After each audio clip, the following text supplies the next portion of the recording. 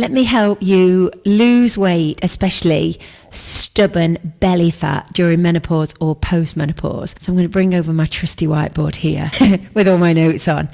So lots of different ways that you can do it, loads of different ways, but ultimately it's about being in a calorie deficit.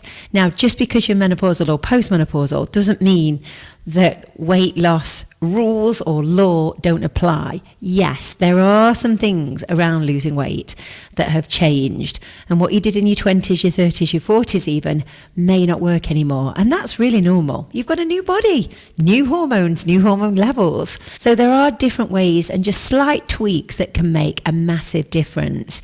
So before you start going into a huge calorie deficit or tracking all your calories, which I do think is a brilliant way of doing it, if that works for you. For some people, tracking calories doesn't work at all. It's just something else to do, another faff. You've got to write it all down. You've got to input it into your app.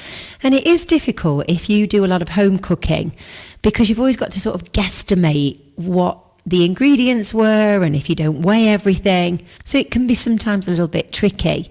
What you might want to do though is base your daily eating behaviors around your macros and your macro split.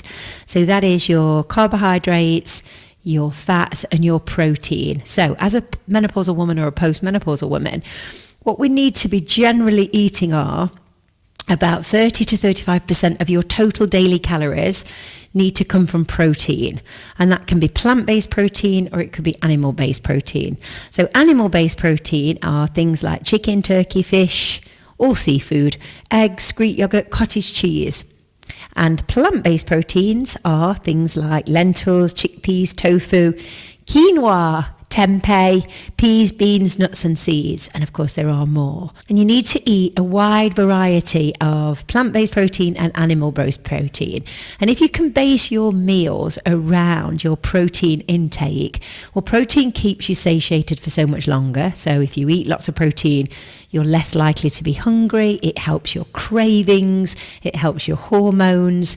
And it is the building blocks of everything. It will really help your hormones. So if we look at your daily protein income being between 30 and 35% of your daily calories, your carbs, 30 to 40% of your daily calories, and your fats, 25 to 35% of your daily calories. Now, this depends on what you do on a daily basis. If you are sitting at your desk all day long for long periods of time, or you're driving, or you're quite sedentary, then you might need to change the macro split a little bit. You might want to eat lower carbohydrates and eat more fat, or you might want to go the opposite way round. If you've got a very busy life and you're doing lots of activity and you're training, you're weight training, and you're really busy and you do a lot of activity, then you might want to change that and take a higher carbohydrate and a lower fat. But we're all different and we're all unique, and our bodies all do well at slightly different percentages. So play around with this. So if you struggle with counting calories, maybe use one of the fitness apps like MyFitnessPal or like NutriCheck, and see what your ratios are of your macronutrients, and try that, track that for a week or two and see how it benefits you and see if that really helps. Now also around your food, your nutrition, your guidelines, your food rules, here are some really simple ways that you can ensure that you're in a calorie deficit without actually having to track your calories. And the first one is so simple, and I've talked about this on loads of videos here on YouTube. It's just go for 3 healthy meals. Now, if you in the past have been an intermittent faster, or you favour intermittent fasting, as you get towards menopause and post-menopause, you might find that fasting no longer serves you. It doesn't work for you anymore, because we're always work in progress. We're always changing. So as I said, what worked in your 30s and your 40s might not now work. So you might need to almost go back to a nutrition reset and go for 3 healthy meals without snacking. So the less snacking you do, the less likely your blood sugar levels are going to be up and down. Your insulin and cortisol levels are going to be up and down. You're going to have a more stable blood sugar level through the day, which is beneficial if you are menopausal or postmenopause. So that might be a rule or a guideline that you, or a habit that you use from now on. 3 healthy meals, and you don't need to snack. If you are getting your adequate macronutrients per meal, then you don't need to snack. You won't be hungry in an hour's time. And if you are, let's explore that. Is it an emotional trigger? Is it a boredom trigger? Is it something else that's triggering you to think, right, I need to eat now? And we can explore that on another video. The second thing to do is to build your meals around protein. So as I said, animal-based protein, plant-based protein. Build your meals around them. Third thing is such a simple one, but so many people don't do this, and that's to eat slowly. Yeah, slowly and mindfully. So you eat your food with your knife and fork, you put your knife and fork down, you have a rest, you allow the food to digest, you have a drink, and you allow your body to digest the food slowly. You feel the textures and your tastes in the mouth, and you're not eating really, really quickly. That will make a massive difference, because your brain will always also register that you're full when you're full. Rather, when you eat really quickly, your brain doesn't register quick enough, and you just keep eating and eating and eating, and you eat way past fullness. We've talked about no snacking, so that's a big one. No snacking. Do you remember way back in the early 70s, we never did any snacking?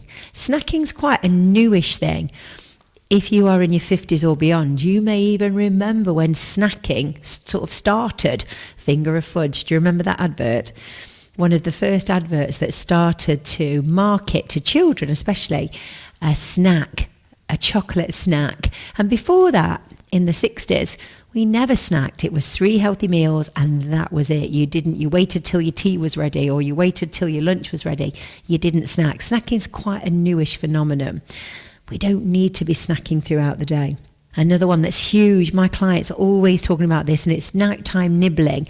You might eat really, really healthily, but then in the evening, it all goes to pot. And often because we're so mentally tired, you're tired, you have made a million decisions all day, and by the time you get to the evening, your brain is like an iPhone battery. It's just gone all the way down, and it's very hard to override that. Even when you're full, you just find yourself going into the kitchen and eating. So again, that's a habit, and we can change that habit. So just those very simple tips can make a massive difference to your weight loss, and especially fat gain around your midsection, weight gain around your midsection. So I hope that helped. If you need help and coaching, just comment below. If you're interested, I run a group coaching program, and I also run a special one-to-one based coaching program, all online.